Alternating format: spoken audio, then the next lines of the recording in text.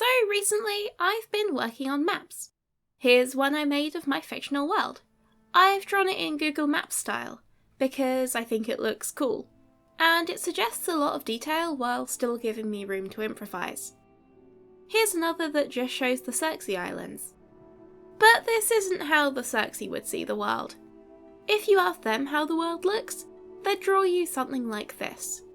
A circle divided in half between land and sea, with 5 islands on one side, 5 lakes on the other.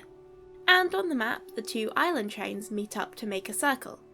The islands look like they just keep going in different directions, but they have to meet up somewhere, right? That's just how the world works. This is the simplest possible Circe map, similar to medieval T and O maps, which were extremely simplified versions of the continents. Here's a slightly more complicated map. This one's a story map. It's basically a big blanket, sewn together from scrap felt and other fabrics. There's a lot more detail. The symmetrical circle is still used as a base, but the makers have elaborated with their own knowledge of the area. You can tell it was made about here, because this area is depicted much bigger than it actually is. This style is called a story map because it's used to tell stories. Beads and trinkets are sewn into it to commemorate personal anecdotes, to illustrate myths, or to teach children what different places are like. As the map ages, parts of it are patched and repaired. If nobody remembers one of the attached stories, they just won't replace it. Because the map is a circle, there's not really a single way up.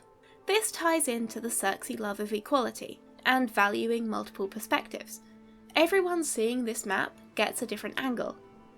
Except, if you're sleeping under a story map, you shouldn't have water over your head. You could drown. You wouldn't use either of these maps to navigate though. You'd use a map like this. The Circe love to use little beads and trinkets as mnemonics, and this is a mnemonic for directions. It's completely useless if you haven't already made a journey, and it's pretty hard to make the journey without a map.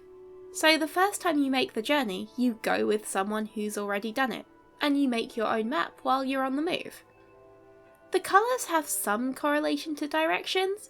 Yellow is sunwards, as in going west, following the sun. Black is duskwards, against the sun. White is starwards, towards the southern ice, and blue is seawards.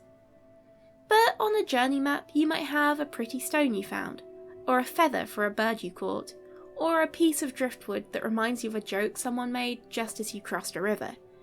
These maps are to help a specific person remember a specific journey, so they're all individual. The Circe wouldn't want an objective map that any stranger could read and understand.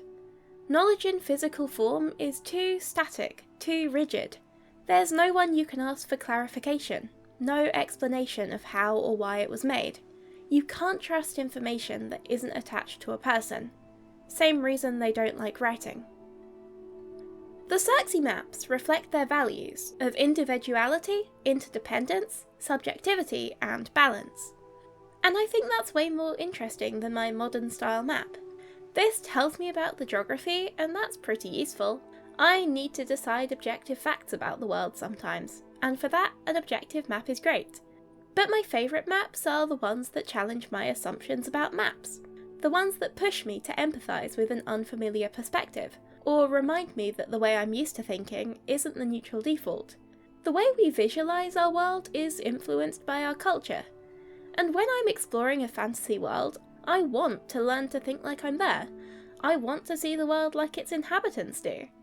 I don't want to follow a map on my phone. I want to get out and ask for directions.